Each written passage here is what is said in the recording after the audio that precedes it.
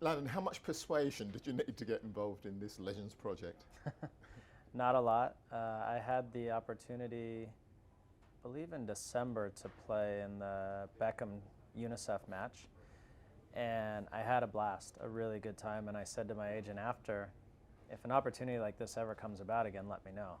And sure enough, within a couple weeks, the Global Legends people reached out and said, we're doing an event. Would you like to be a part of it? And I said, sure. Where? And they said, Vegas. And I said, sure times two. I'm happy to go. So it was very easy and going to be a lot of fun. And you've ended up as captain. How do you captain a bunch of World Cup winners and A European bunch of Championship winners? egotistical soccer players. I have no idea. Stay out of the way. Yeah. And I'm probably the youngest player there. But I'm going to try to enjoy it. I think it's first of all, as an American, to be a part of a group like this says a lot about where we've come and where we're going as American soccer culture, which is important to me. I've lived it. But also to have the opportunity for me personally to play with and against these guys is pretty cool.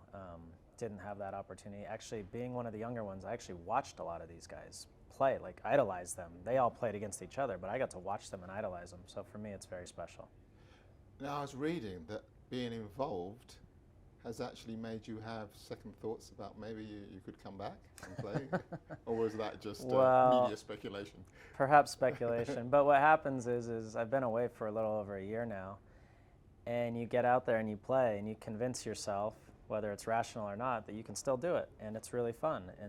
But what you forget is the parts of it that became hard and what led you to eventually retire in the end, which is the travel and the pressure and the stress of it all. So I'm very happy with where I am in life. If I could do this a few times a year and still enjoy my family life, I think it'd be perfect. Now the US men's national team, on course at least to qualify for the World Cup. Right. Quite a bit of criticism though about the way that they're doing it, the style. Where do you stand on where the USA is in its development right now? I have different thoughts on that. When it comes to qualifying for any major tournament, I think style kind of goes out the window. I think qualifying is what's important. Now, when you get to a major tournament, in this case the World Cup, you want to play well and show well, but you also, it's a results business and you want to get results. There's plenty of time in friendlies and other games to work on stylistically how you play in those things. Qualifying, especially in this part of the world, is very tough.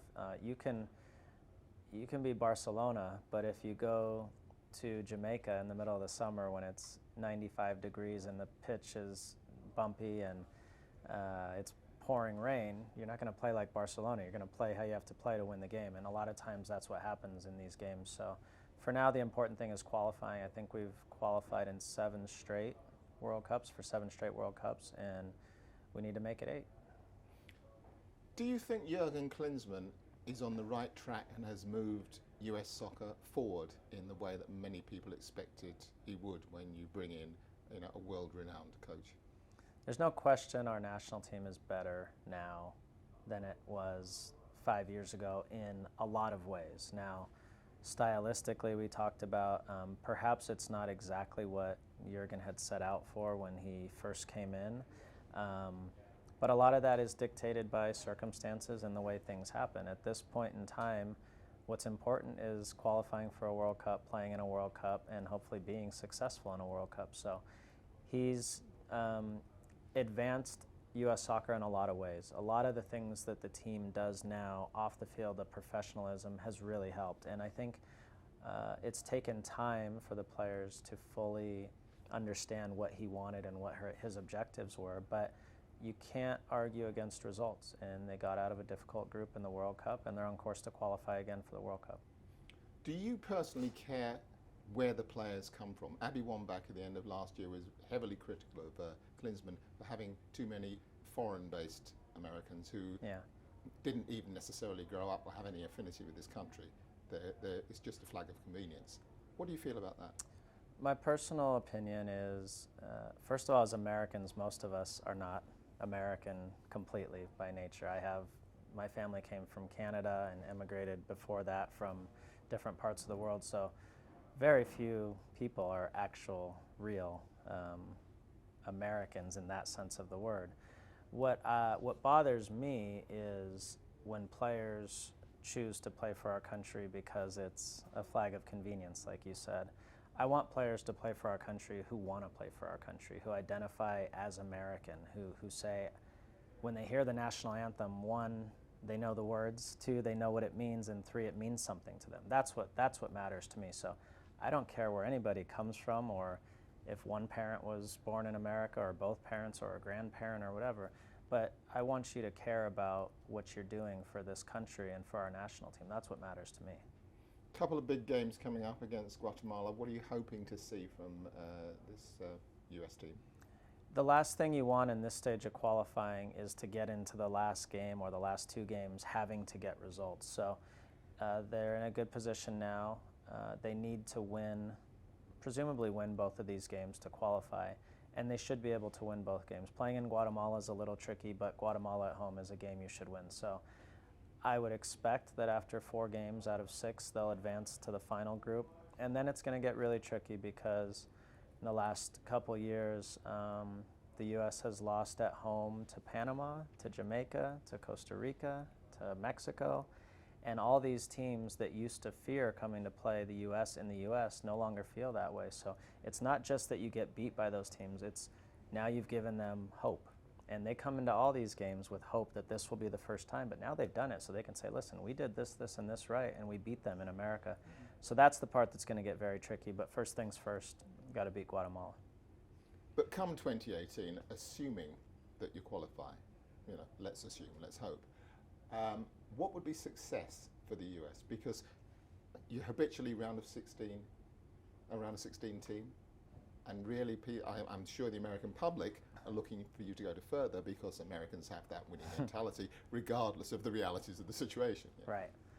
Well, in my opinion, sports to a large extent are about expectations, right? If you're expected to just make the World Cup and you make it to the round of 16, it's a huge success. If you're expected to be in the final and you make it to the round 16, it's a huge failure. So what Jurgen said coming in was he wants this team to get to a semifinal of a World Cup, and that was sort of the objective and expectation he put on himself and the team, which is great, but now you got to live up to that. So my personal thought on this is there's a handful of teams in the world that can actually say we're here to win a World Cup. We really can win a World Cup.